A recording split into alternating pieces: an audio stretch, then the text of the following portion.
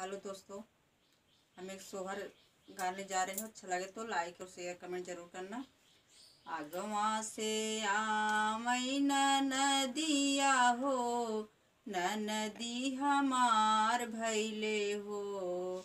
आगवा से आमई नदिया हो, नदी हमार भैले हो।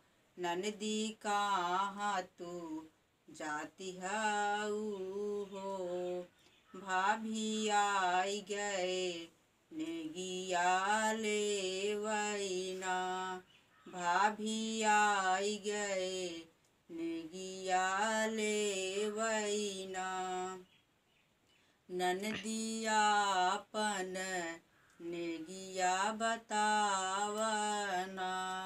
ननदिया अपन नेगिया बतावना। भाभी ले बई गले कहरउआना। भाभी ले बई गले कहरउआना। जब लाल मोरे आई हई, जब लाल मोरे आई हई ना, तोहरे गले का सिकड़िया दे बैना। जब लाल मोरे आई हई, तोहरे गले का सिकड़िया दे बैना। भाभी हम तो लेबै गले कहरउआना। भाभी हम तो लेबै गले कहरउआना।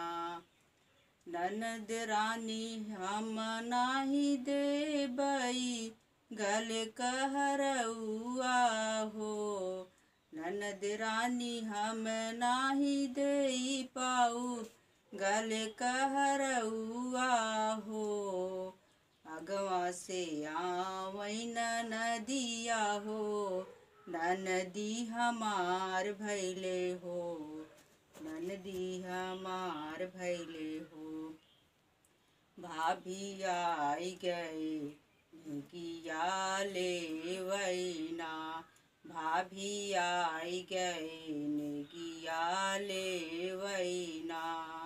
जवन तू देबू हो भाभी, जवन तू देबू हो भाभी, उहै लेबै गले का सिकड़िया हो।